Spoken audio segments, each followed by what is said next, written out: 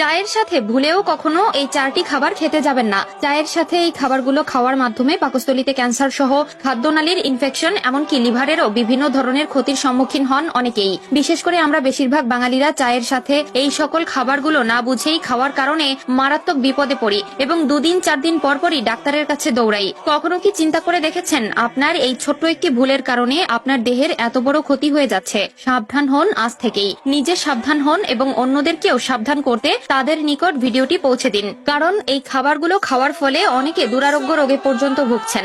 চায়ের সাথে এই সকল খাবার খেলে চায়ের প্রতিক্রিয়াটা উল্টো বিপরীত প্রতিক্রিয়া হয়ে ওঠে, যা একটি মানব শরীরের জন্য অত্যাধিক ঝুঁকিময়। তাই সুস্থ জীবন অতিবাহিত করতে হলে আজ থেকেই পাল্টাতে শুরু করুন আপনার বা আপনার পরিবারের এই অভ্যাসগুলো। প্রিয় দর্শক, চা বর্তমান বাংলাদেশের সর্বোচ্চ গ্রহণকৃত পানীয়। কনকনে শীত হোক কিংবা মাটি ফেটে যাওয়ার মতো গরম পড়ুক না কেন, যাদের চা খাওয়ার অভ্যাস আছে তাদের চা খাওয়া থেকে কেউ আটকাতে পারে না। আমাদের মধ্যে অধিকাংশেরই প্রতিনিয়ত সকালটা শুরু হয় ধোয়া ওঠা 1 কাপ চা এবং 2টা বিস্কুট কিংবা অন্য কোনো খাবার দিয়ে। কিন্তু আমাদের মধ্যে অনেকেই জানে না যে এই চা পানের মাধ্যমেই আমাদের মধ্যে অনেকেই ঝুঁকে পড়ছেন মৃত্যুর দিকে।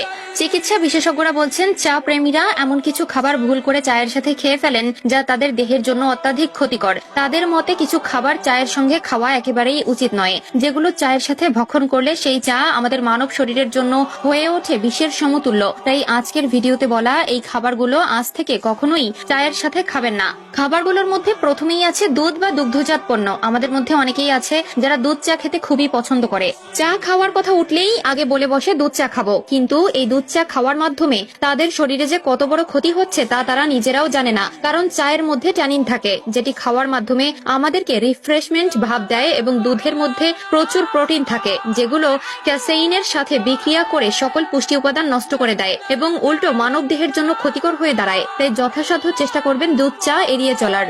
দ্বিতীয় জিনিসটি হলো ময়দা বা বেসন জাতীয় খাবার।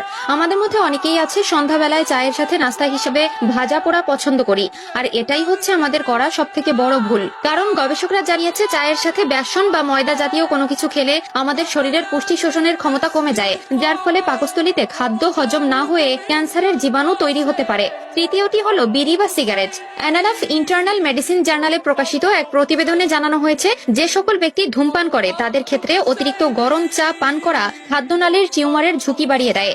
চতুর্থ বিষয়টি হলো লেবু দিয়ে চা খাওয়া বা লেমন টি গ্রহণ করা। চায়ের মধ্যে অনেকেই টক জাতীয় কিছু পছন্দ করেন, তার মধ্যে অন্যতম হচ্ছে লেবু, এবং আমরা সকলেই জানি লেবুতে সাইট্রিক অ্যাসিড থাকে।